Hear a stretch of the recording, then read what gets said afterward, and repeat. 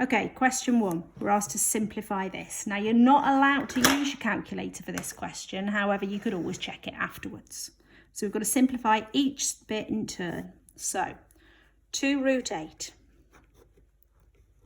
We can simplify root 8 by splitting it up into 2 numbers that multiply to make 8. The 2 numbers I'll think of is 4 and 2. 2 root 4, root 2. It's equivalent to that. Root 4 is 2, so it's 2 times 2 root 2, which is 4 root 2. Root 18.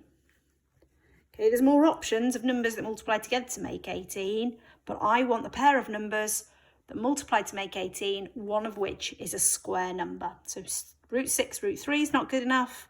It's root 9, root 2, because root 9 is 3. Then I've got 12 over root 2. We need to rationalise the denominator by multiplying by root 2. On the top, 12 root 2. On the bottom, root 2 times root 2 is 2. 12 divided by 2 is 6 root 2. So we've got 2 root 18, so that, add that, take away that. So it's 4 root 2, add 3 root 2, take away 6 root 2. 4 and 3 root 2 is 7 root 2. Take away 6 root 2 is just 1 root 2. So like I said, check it on the calculator. 2 root 8 plus root 18. No. Okay, make sure you press the cursor across. Plus root 18. Cursor. Take away 12 over root 2 is root 2. So I'm happy with the answer of root 2. Okay, part B, that was part A. Part B, 5 plus root 15 over 5 minus root 15. Okay, to rationalise the denominator of this fraction, we must multiply by the conjugate pair. What we multiply by is the same that's on the bottom, except for the opposite side. So it's 5 plus root 15. On the top, multiply by the same thing, 5 plus root 15. Okay, we multiply out of brackets, FOIL, the same as we do in algebra. Firsts, 5 times 5 is 25. Outsides, 5 times root 15. Insides, 5 root 15. And lasts, root 15 times root 15 is 15. On the bottom, exactly the same. The firsts, 5 times 5 is 25. But this time, when I do outsides, I get plus 5 root 15. When I do insides, I get minus 5 root 15, which eliminates cancels out and eliminates the 5 root 15s. And then the lasts, minus root 15 times root 15 is minus 15. On the top, 25 plus 15 is 40. 5 root 15 plus 5 root 15 is 10 root 15. Divided by 10 makes 40 divided by 4 is 4. 10 divided by 10 is 1 lot of root 15. And again, we can check this on the calculator. So 5 plus root 15 divided by 5 minus root 15 is 4 plus root 15. So perfectly happy that I've got both of those correct. Okay, question 2. So question 2 didn't come out very well on this copy here. It was supposed to say a f of x equals x squared plus 10x minus 25. Okay, so completing the square. We complete the square for this and we tag on the minus 25 afterwards. So initially this looks like x plus 5 all squared. because that would be x squared plus twice the first thing times the second thing. 2 times x times 5 is 10x. Okay, so I've got those two things, but I haven't got the last term, which would be the last thing squared, the 25. So ignore what's written there. You always write, then take away 25. And so it's a coincidental that there also is a take away 25 there. So that makes x plus 5 all squared minus 50. It asks us to draw a sketch of that. So it's a quadratic graph. It's a positive quadratic, so it's a U-shaped graph.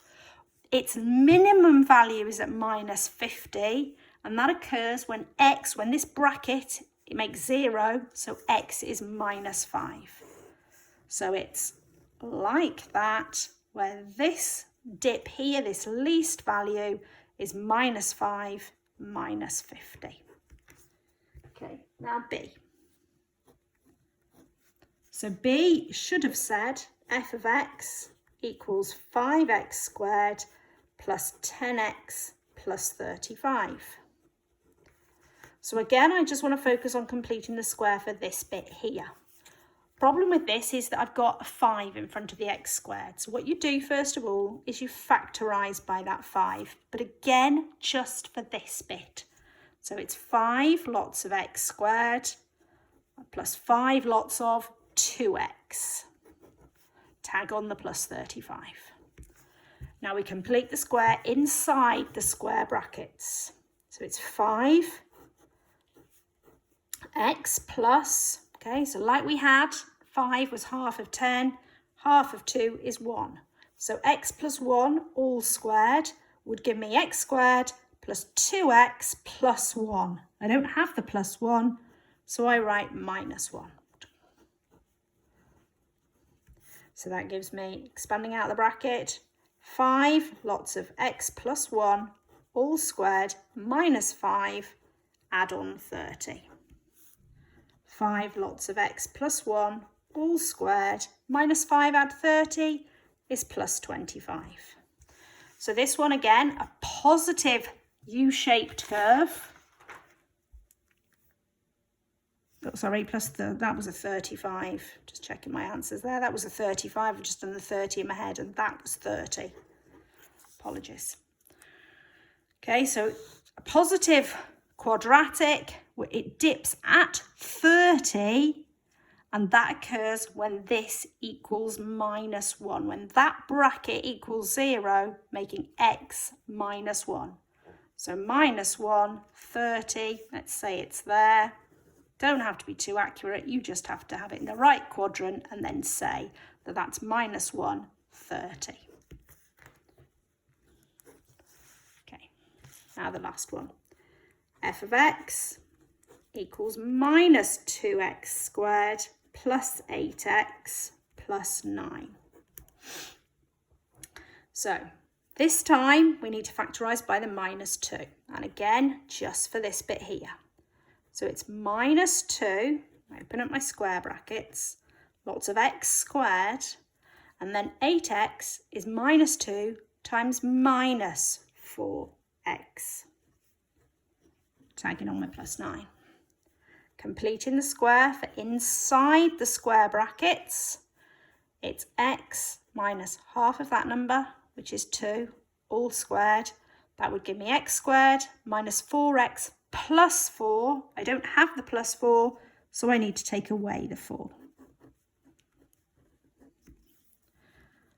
Which is minus 2, lots of x minus 2 all squared. Be careful here, minus 2 times minus 4 is plus 8 plus 9. So it's minus 2, lots of x minus 2 all squared plus 17. So this time it's an N-shaped curve because it's a minus x squared. So this time it's got a maximum at plus 17. And this occurs when the bracket equals 0, so x equals 2. So our peak there, our maximum value, that wouldn't have gone through there, it would have gone through 9. Ignore that slightly. So that maximum value there is at 217. I know it didn't go through 0. It went through this value here of 9. Okay, you didn't need that bit. There it goes. Okay, that's number 2. Number 3.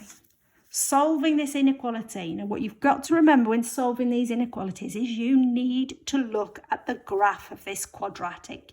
You can't just go about solving it. So the quadratic we've got, y equals 2x squared minus 3x minus 9. I can find out lots of things about that graph. You could complete the square to find out where its maximum or minimum is. You could tell me that it crosses the y-axis at minus 9. But what's key to me is where it crosses the x-axis. It crosses the x-axis when the y equals 0. So 0 equals 2x squared minus 3x minus 9. You usually solve a quadratic with equal 0 on that side, just to be a bit more familiar with it.